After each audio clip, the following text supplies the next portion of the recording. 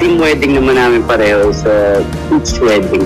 Ayun, I think it's important na alam mo lang yung mga ganung bagay sa partner mo. Siyempre, diba? Mas lumalapit na sa realidad yung mga bagay.